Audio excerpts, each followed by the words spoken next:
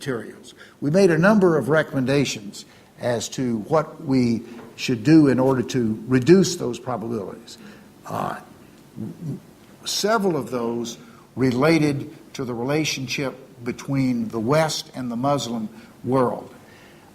If we, and I will speak particularly the United States, continue to treat this issue as we have in the recent past, which I would say is an issue where we are dealing with the symptoms of the problem rather than with the reason for the problem, I think we are going to leave to our children and grandchildren an extremely unpleasant earth under which to inhabit.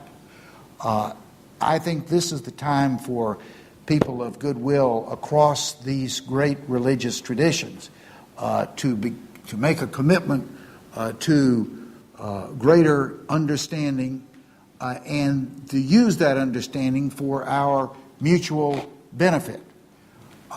I believe that Barack Obama has committed himself to that and is starting to make some of the steps that will do so. The very fact that in his inaugural address he made the statement that if a Muslim in the United States is discriminated against, he, Barack Obama, and all other Americans are discriminated against. That we have a commonness of our humanity and a responsibility for mutual dignity and respect. That achieving that greater understanding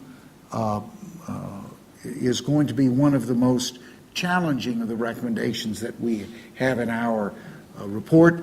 And I'm going to ask another question of you, and that is, what do you think ought to be on the agenda of the United States and other Western countries as it looks to improve its relationship with the Muslim world, and what should be on the agenda of the Muslim world as it looks to improve its relationship with the West? All right. Any questions or comments on that? Yes, sir. I actually wrote like a paragraph to ask you on citizenship, but it seems we've moved on, so I'll get back to that later. But it's almost, I guess it's obvious to everybody here, one of the main sticking points between the Muslim world and the United States is the United States' relationship with Israel.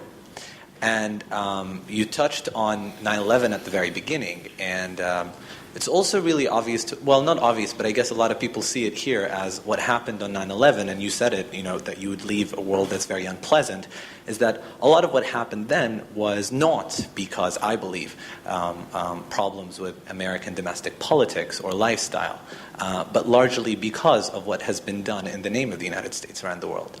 Now, I guess for a starting point, a more nuanced approach to the Middle East crisis.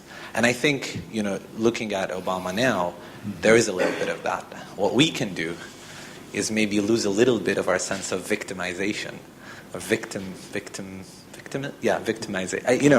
There's the sense that we are constantly under attack, which rationalizes a lot of what people in this part of the world say. I guess maybe reevaluate that policy. That's what I think.